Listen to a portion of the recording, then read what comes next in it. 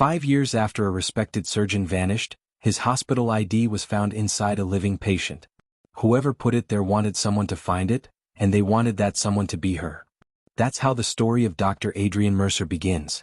He wasn't a celebrity doctor, just the man everyone trusted when seconds meant everything. Steady hands, sharp mind, heart of glass and gold.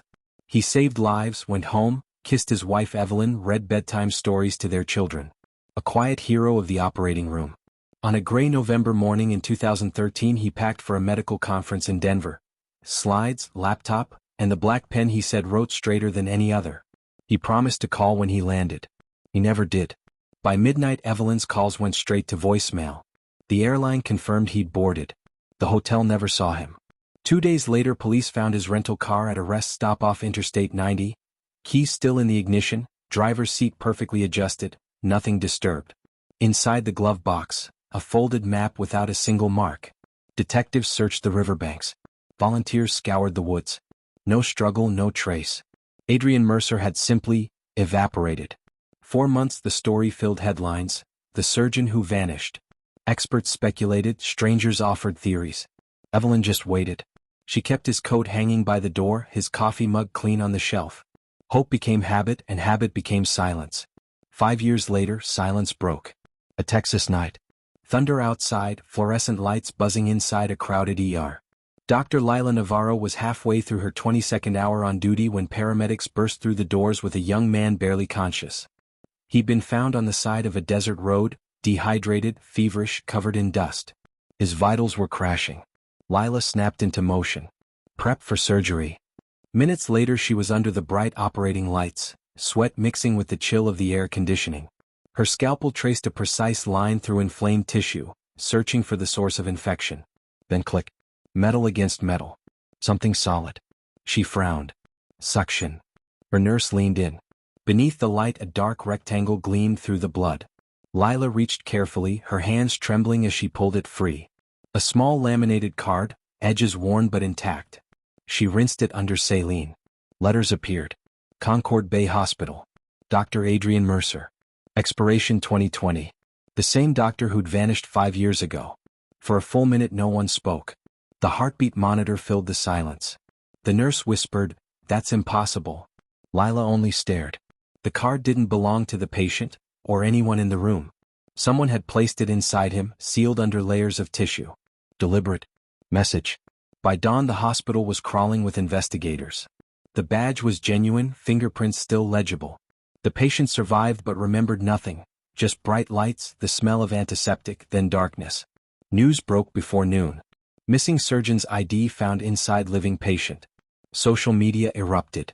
Was it organ trafficking? Ritual message? Fake. In Massachusetts, Evelyn Mercer saw her husband's name scroll across the bottom of the TV and dropped the mug she'd carried every morning for 5 years. When the FBI called, she barely breathed as she opened the photo they sent. Her husband's face stared back at her from behind cracked plastic. "That's him," she whispered. "That's Adrian." Within hours she was on a flight to Texas, clutching the printout like a passport to another life. The hospital greeted her with polite caution, escorting her to a quiet conference room. When the door opened, Dr. Lila Navarro stepped in, tired eyes, steady voice. She placed the sealed evidence bag on the table. Inside, the badge glimmered faintly under fluorescent light. Evelyn's hand shook. "He wore this every day." Lila nodded. "It was inside a patient. No explanation fits." They studied scans together. The surgical scars inside the young man's body weren't random. They were deliberate and neat, work of a professional. Whoever performed that operation didn't want him dead. They wanted him found. Under magnification, Evelyn noticed fine etching on the corner of the badge, almost invisible. Letters scratched by a sharp point. 3 words, "Find me soon." Her breath caught. "He's alive," she said. The patient couldn't recall where the clinic had been. He remembered a large building near the border, white tents, a symbol of 2 curved lines crossing, like a heart split in half. He'd gone there for treatment after a minor accident. He woke up stitched and weak, with no memory of leaving. Agents traced medical shipments near the border and found one organization that matched the pattern. Novacor Aid, a charity claiming to run free surgical programs in rural areas. Their paperwork was spotless, their website full of smiling volunteers. Yet the supply manifest told another story. quantities of anesthetics and refrigeration equipment far beyond normal humanitarian use. When investigators compared the chemical traces from the patient's blood, they matched Novacor's shipments exactly. Evelyn remembered that name. Years earlier, Adrian had mentioned an offer from a company called Novacor Aid. They'd wanted him to oversee specialized procedures overseas. He declined. Their terms were vague. Now she realized he might not have been the only surgeon they'd approached. The more the agents dug, the faster Novacor disappeared. Servers wiped. Phone lines disconnected. Warehouse leases terminated overnight. Whoever was behind it had money and reach. Late one night, Evelyn stood outside the hospital watching storm clouds roll over the city. In her hand she held a copy of her husband's ID. The scratches glinted faintly in the lightning. She whispered, "I'll find you." Inside, Dr. Navarro finished her shift and opened her locker. A plain white envelope sat on the shelf with no name. Inside, a single sheet of paper with one sentence written in careful, slanted handwriting. "Some things are meant to stay buried." No signature. Lila folded it, heart pounding. Someone knew she'd seen too much. By sunrise the patient was gone. Security footage showed nothing but static during the hour he vanished. The guard on duty swore he saw a man in hospital scrubs leaving through the loading bay, head lowered, ID badge flashing for a split second. He couldn't read the name. When the FBI replayed the footage frame by frame, one image froze in place. A figure walking into the dark, a stethoscope swinging, the outline unmistakable. On the chest pocket, a badge identical to the one found inside the patient. For the first time since 2013, there was movement in the case of the surgeon who vanished. And somewhere in the Texas night, between lightning and silence, a heartbeat seemed to answer Evelyn Mercer's whisper from half a continent away. Morning crept over San Antonio like a warning. Inside the hospital, every corridor buzzed with speculation. The patient who had carried Dr. Adrian Mercer's ID card was gone, vanished from a locked ward without a single alarm. Security footage was static, cameras blind for 58 minutes. Someone had planned it that way. Dr. Lila Navarro hadn't slept. Her scrubs still smelled faintly of antiseptic and fear. She stood at the nurse's station, staring at the empty bed on the monitor. The pillow was untouched, the sheets folded back neatly as if the patient had risen, adjusted the blanket and walked out into thin air. An FBI agent named Daniel Vance arrived before sunrise. He moved through the corridors with the calm precision of someone who'd seen every kind of impossible crime. "Doctor," he said quietly, showing his badge, "we believe your patient wasn't alone in this hospital." Lila frowned. "You're saying someone helped him?" Vance nodded. "Someone wearing surgical scrubs and clearance access. They knew exactly where the cameras cut out."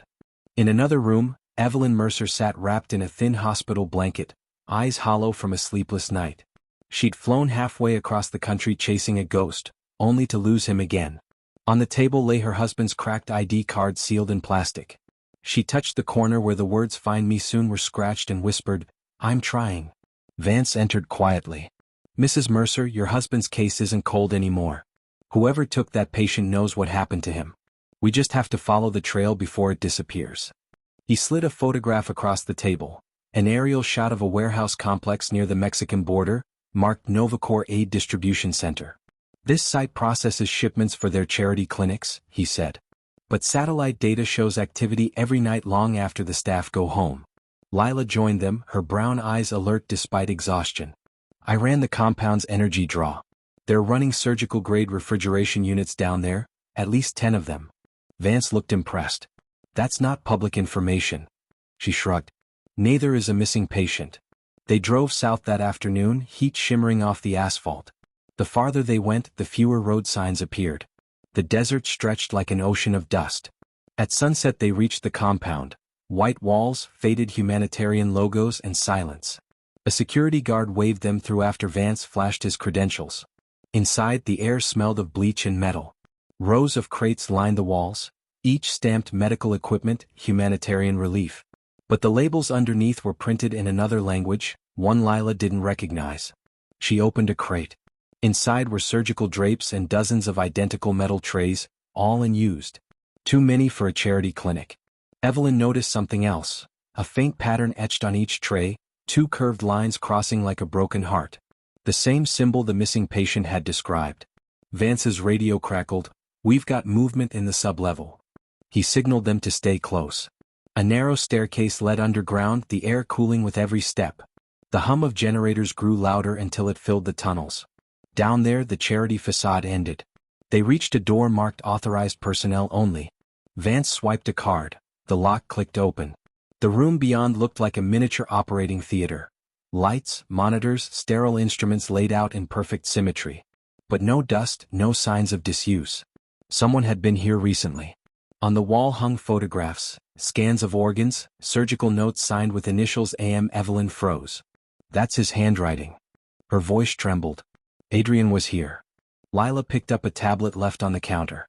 It displayed a partially deleted schedule labeled Phase 5 Procedures. Each entry listed a date, a coded patient number, and a destination city. They're shipping something, she whispered. Before Vance could answer, a faint sound echoed through the corridor, footsteps, slow and deliberate. He motioned them behind a curtain. Through a narrow gap they saw a woman in a white lab coat, mid-40s, tall, sharp-featured, hair silver at the temples. She moved with the confidence of someone who owned the place. Lila recognized her from medical journals. Dr. Mara Lentz, Novacor's operations director, officially retired. Lentz approached the workstation, humming softly as she deleted files from the system. Erase and relocate, she muttered. The asset's location is compromised. Evelyn's pulse quickened. She said, the asset. That's Adrian. Vance gestured for silence, recording on his phone. When Lentz finished, she turned toward the exit, then stopped, head tilted. I know you're there, she said calmly. You shouldn't have come. Vance stepped out, weapon drawn. FBI. Hands where I can see them. Lentz smiled. You're too late, Agent. The next phase has already moved. She raised her hand, not in surrender but in signal. Somewhere above them an alarm blared.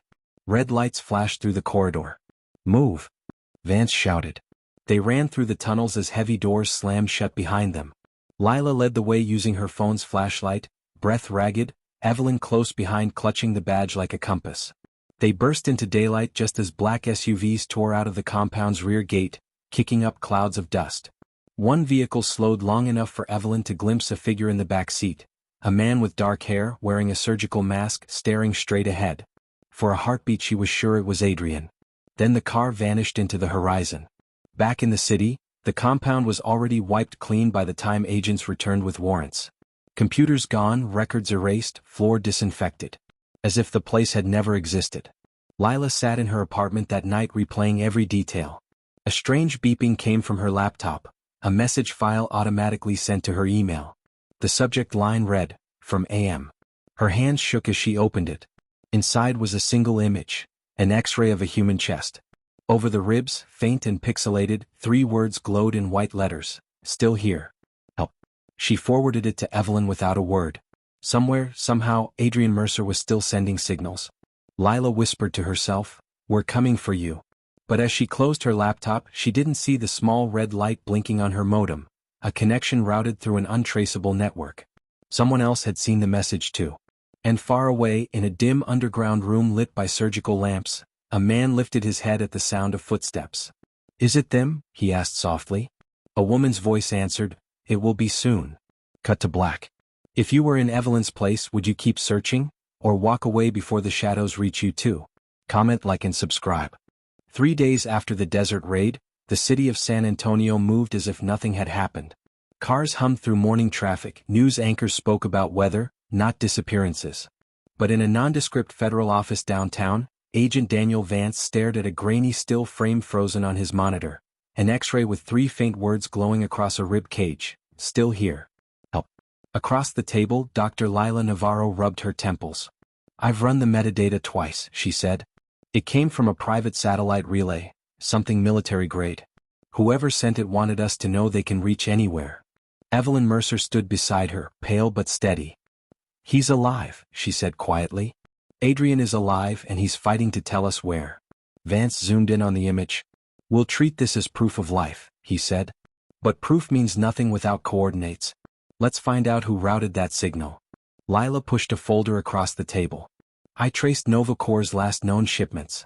Every route leads to one name, Lentz Pharmaceutical Logistics. Guess who owns it? Vance lifted an eyebrow. Mara Lentz. Evelyn folded her arms. She's erasing her footprints one by one. We need to move before the trail goes cold. Outside, thunder rolled over the horizon, Texas heat giving way to a brewing storm.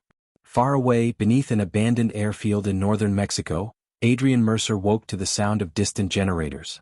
His world was metal walls and recycled air. The last thing he remembered before the darkness was the sting of a needle and the voice of a woman whispering, "You still have work to do, doctor." He sat up slowly. His left wrist bore a thin scar where a tracking band had once been. Now it was gone, replaced by a faint bruise. Across the small cell, a camera lens blinked red. He spoke under his breath. "If you're listening, I'm not done yet." In a corner stood a tray of surgical tools, sterile, aligned, untouched. A message left deliberately. Each morning guards escorted him to a laboratory where 2 other captive doctors performed transplants under watch. They called the overseer Director Lentz. She rarely appeared, but her voice echoed from speakers, calm, detached, giving orders in 3 languages. Adrian had memorized every sound in the complex. The rhythmic hum of cooling fans, the double click when doors sealed. Somewhere inside that pattern was a flaw, a heartbeat he could follow. That night he pressed his palm against the wall, counting the vibrations between pulses. They formed a pattern, long, short, short. Morse code. He tapped back. From the other side, faint but real, a reply, "You're not alone." Back in San Antonio, Lila sat at her apartment desk surrounded by printouts. Sleep was impossible.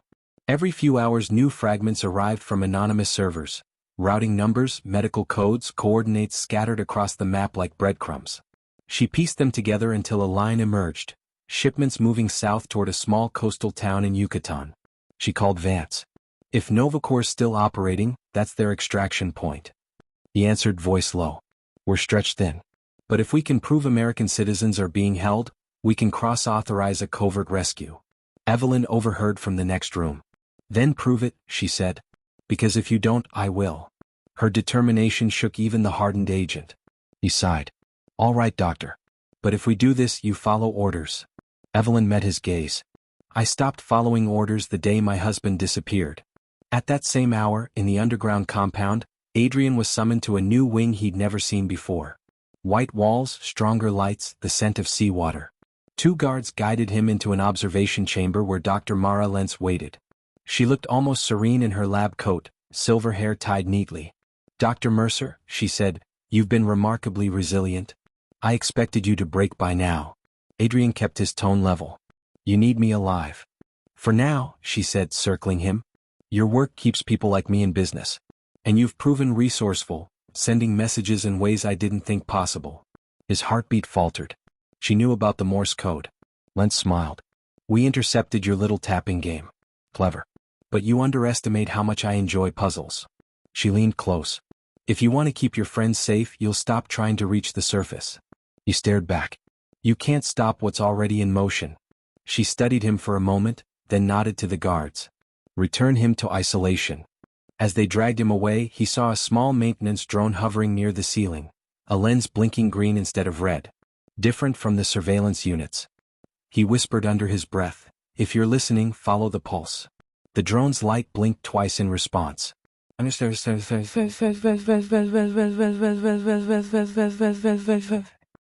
nights later, Evelyn, Lila, and Vance landed in Yucatan under diplomatic cover.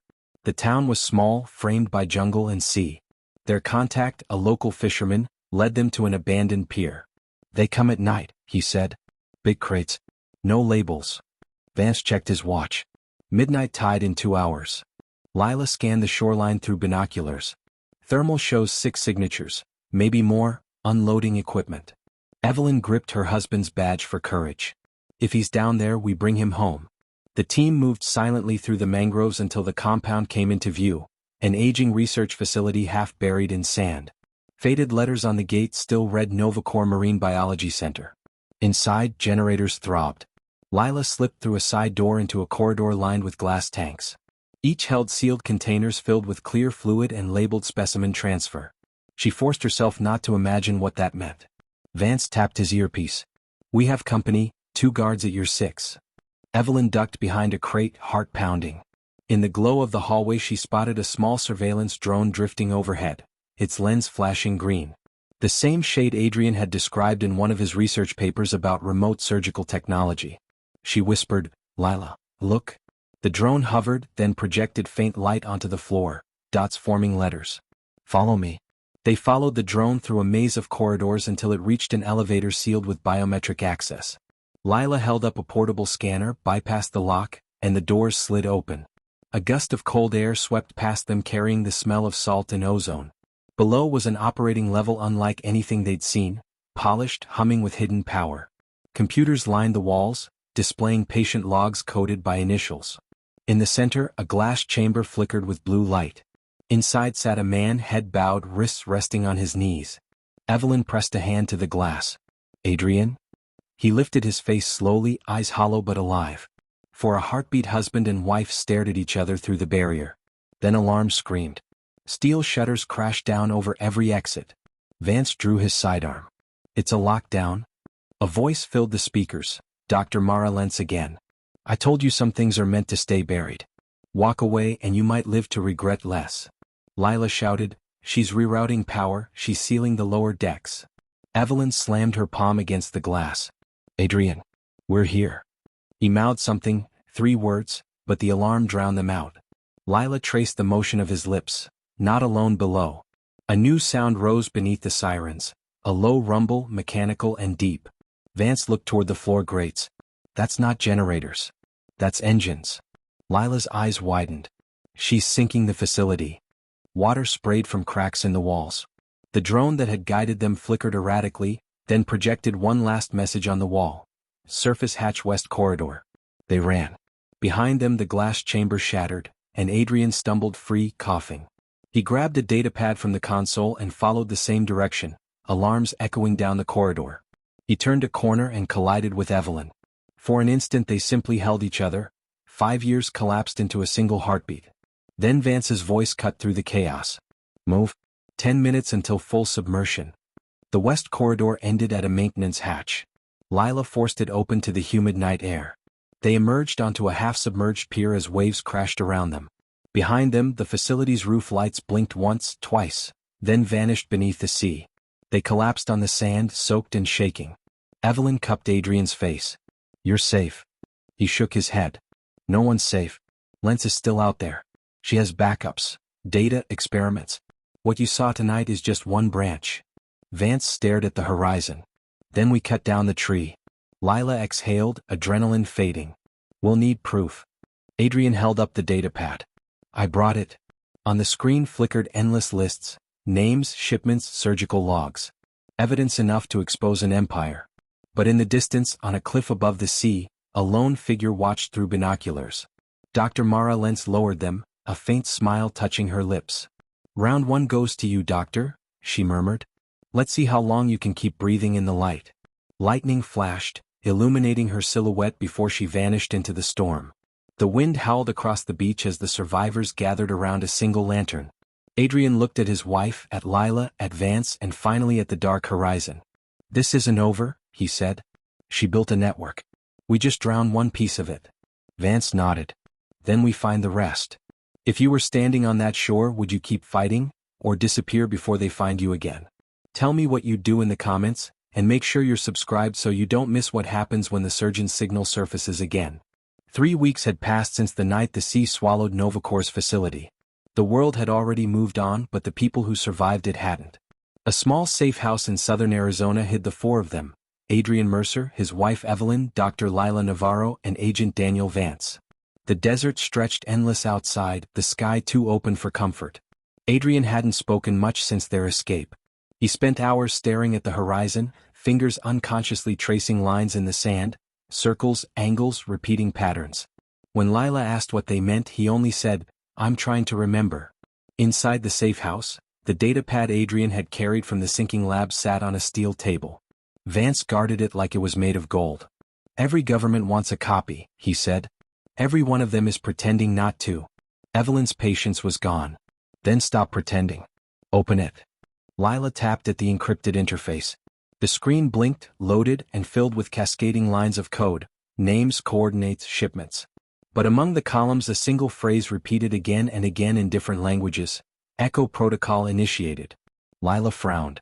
What is that? Adrian's voice was soft. It's what they made me build. Everyone turned toward him. He stood slowly, eyes distant. Echo protocol isn't just data. It's a relay. If one facility is destroyed, another activates automatically. The network heals itself. Vance muttered a curse. So we didn't end it. We just told it to wake up.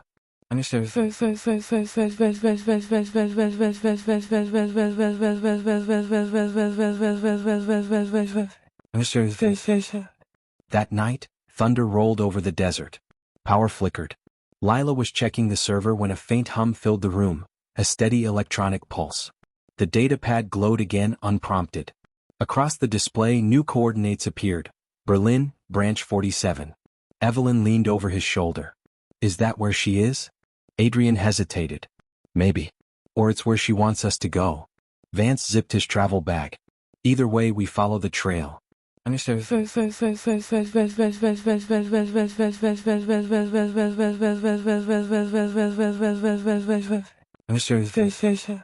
They flew out under diplomatic cover 2 days later.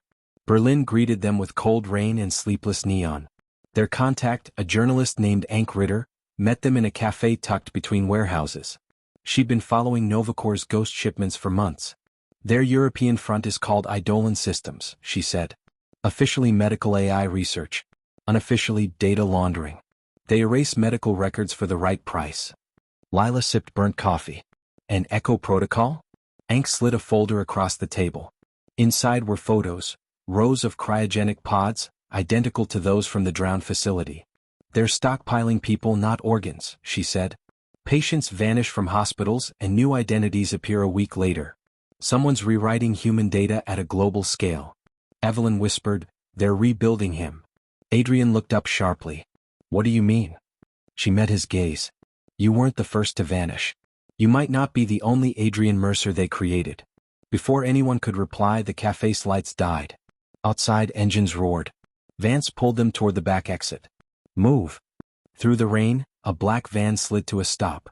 2 men in plain suits stepped out, weapons low but ready. Lila slammed the emergency door shut and they bolted through the alley, splashing through puddles. The air smelled of ozone and exhaust. They ducked into an abandoned subway entrance, footsteps echoing behind them. Down below, tunnels stretched like arteries under the city. Adrian leaned against the wall, breathing hard. She knows we're here. Lila checked her tablet. The echo signal is broadcasting again. Someone's activating another node, east side of the city. Vance drew his pistol. Then we go before they bury it.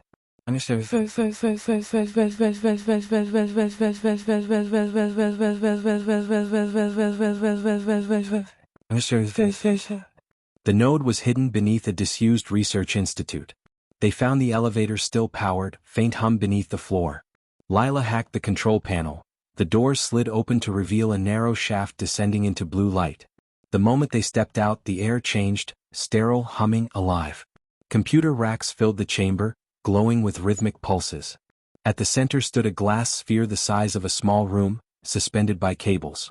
Inside, holographic screens rotated in slow orbit, displaying hundreds of human faces, names, ages, medical charts. Adrian approached it, mesmerized. This is the core. Every patient, every identity, they're all stored here. Lila whispered, it's rewriting them in real time. Evelyn's voice trembled. Can you stop it? He stared at the interface. Maybe. But if I do, it might erase everything, including proof of what they did. Before anyone could answer, the sphere flickered and the screens collapsed into a single image, Dr. Mara Lentz. Her face appeared calm, illuminated in ghostly blue. Hello, Adrian, she said. You came further than I expected. Vance raised his gun instinctively, though it was useless against a hologram.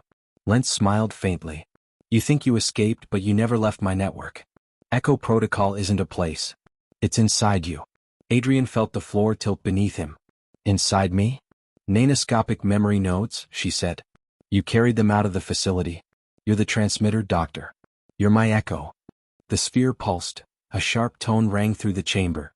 Adrian stumbled, clutching his temple as fragments of memory flashed. Rooms, instruments, his own hands wiring microscopic devices under his skin. The truth came like lightning. She had used him as the carrier for Echo's seed. Lila grabbed his shoulders. Stay with me. He gasped. If I'm the transmitter, then I can shut it down, but not without. He trailed off, shaking. Not without burning the signal in me. Evelyn stepped forward. Then do it. We'll find another way to save you. Lentz's voice rippled through the room, cold and patient. You could destroy the system, Adrian, but you'll never know which version of you survives. The screens flickered, showing multiple images of Adrian at different ages, slight variations in his face, each one labeled Mercer Clone Index Series 1 to 5. Evelyn whispered, "Oh God." Lila's voice broke. She duplicated him. Adrian stared at the images. "They're not me." Lentz's expression softened almost kindly. "They're all you." Echo is memory without origin. When one voice ends, another continues. The hologram faded, leaving the chamber humming like a heartbeat. Vance snapped, "We're leaving now." Adrian didn't move. His hands hovered above the console. "If I don't end this, it spreads. Every hospital, every database, it becomes her." Evelyn took his hand. "Then end it. We'll face whatever's left." He nodded once, resolute. "Get ready to run." He placed his palms on the interface. Light surged. The sphere flared white, drowning the room in brilliance. The last thing they heard was Adrian's voice, calm and steady. "Let the echo end." The light swallowed them. When the light faded, silence hung like dust. Lila's ears rang. The floor was warm under her palms. Vance's voice cut through the haze first. "Roll call, who's conscious?" "I am," she croaked. "Evelyn." "I'm here." Evelyn knelt beside the console, its glass sphere now cracked and dark. Adrian lay a few feet away, breathing shallow but alive. Faint lines of blue light crawled beneath his skin, then dimmed. Vance helped haul him upright. "You shut it down, document?" Adrian blinked, dazed. "I think so." The signal went silent. Lila scanned the readings on her wrist device. No transmission. Echo protocols offline. Relief swept through the room, brief, weightless. Then the screens around them flickered once, twice, and went black. Above ground, Berlin's skyline shivered as every hospital monitor blinked the same error code for exactly 3 seconds. Echo terminated. To most it meant nothing. To the ones who knew, it was a warning.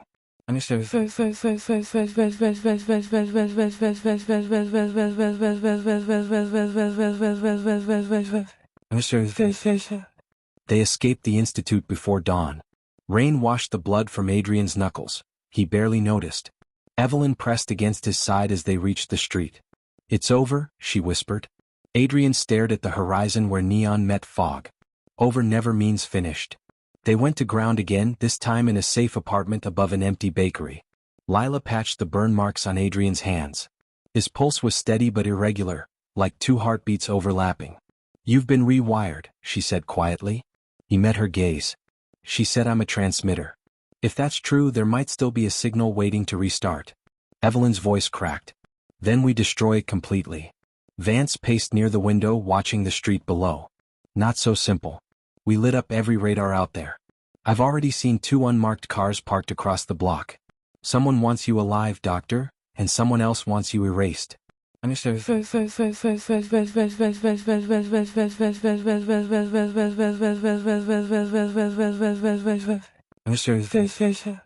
That night, Adrian dreamed of mirrors. In each reflection a different version of himself stared back. Some older, some younger, all whispering the same phrase, "We remember for you." He woke to static on the radio. A faint voice whispered through the noise. "Adrian, if you can hear this, Echo lives. Follow the signal east." He turned the dial, the voice faded. The frequency number burned into his mind, 47.13. He didn't tell Evelyn.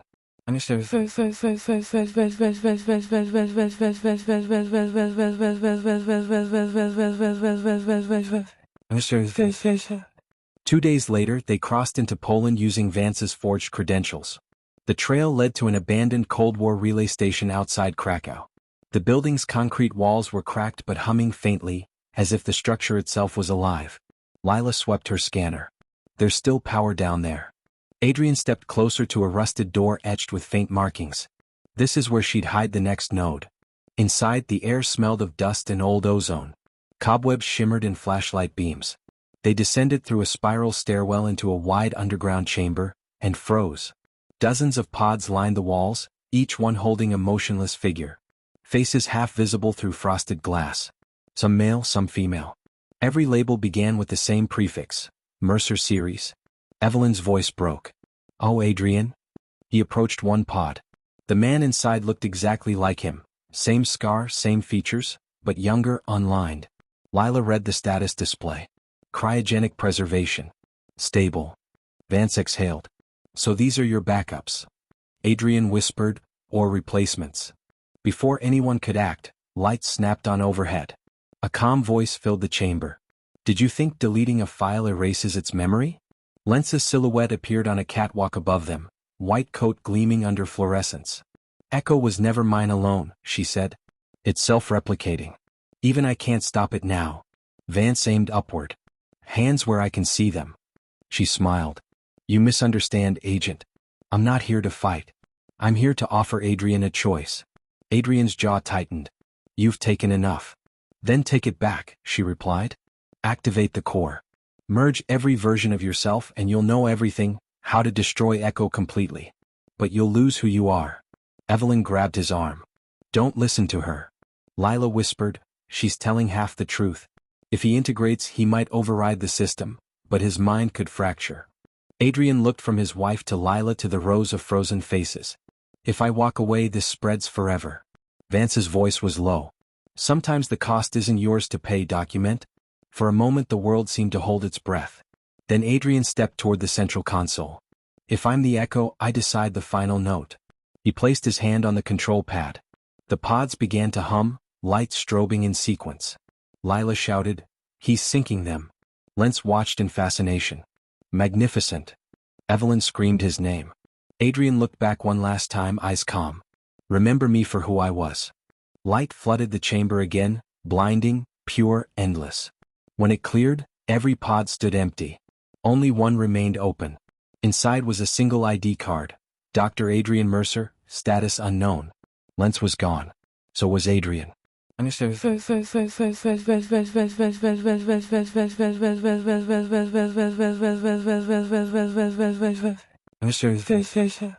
Outside, dawn broke over the ruined relay station.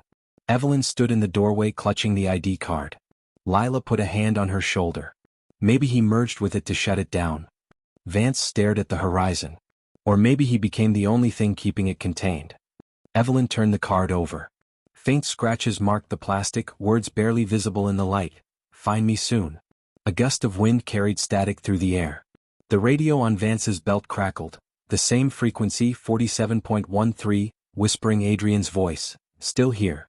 The three of them looked at one another. None spoke. The sound faded into the wind.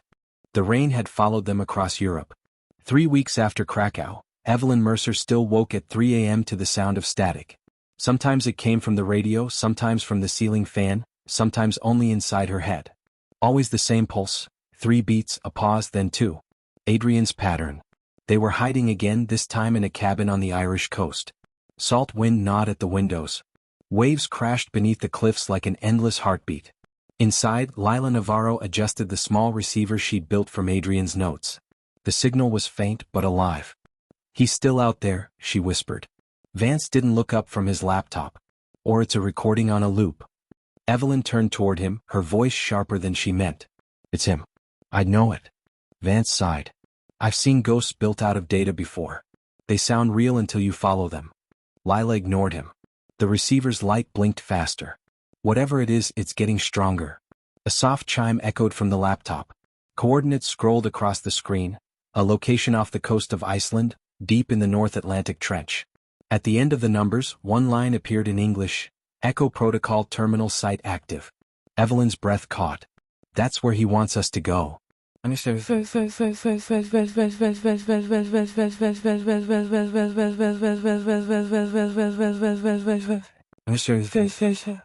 48 hours later, they boarded a small research vessel under fake names. The sea was rough, gray, indifferent.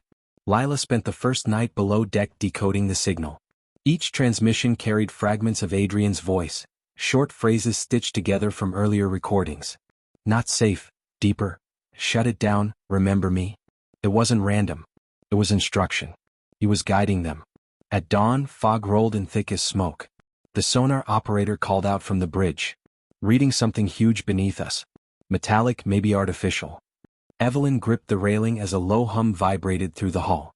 The receiver on Lila's desk glowed white-hot and shut off. Vance cursed softly. We're directly over it. They lowered a submersible into the freezing water. Lila insisted on piloting. Vance joined her while Evelyn monitored the feed topside. As the craft descended, light vanished and the ocean turned black. Pressure moaned against the hull. At 900 meters, the cameras caught a shape, an enormous structure half buried in silt, ribs of steel arching like the bones of a cathedral. Across one wall, faint letters. Novacorp Omega Station. Vance muttered, "So that's the final node." Lila swallowed. Or his grave. They docked at a small hatch and stepped inside. Their headlamps cut thin cones through the dark. The air tasted metallic, filtered, impossibly dry. Generators hummed somewhere deep within the station, running on ghost power. Along the corridor, frost clung to every surface. A single red light pulsed at the far end, timed exactly to Adrian's pattern. They followed it.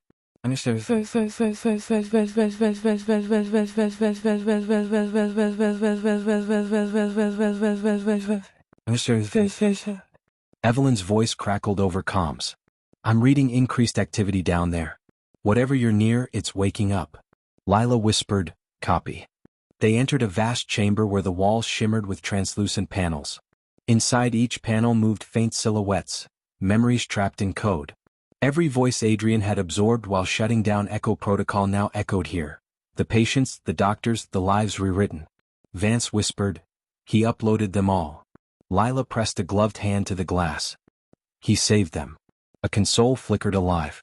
Text scrolled, "User detected, Dr. Lila Navarro." Then a voice, his voice, filled the room.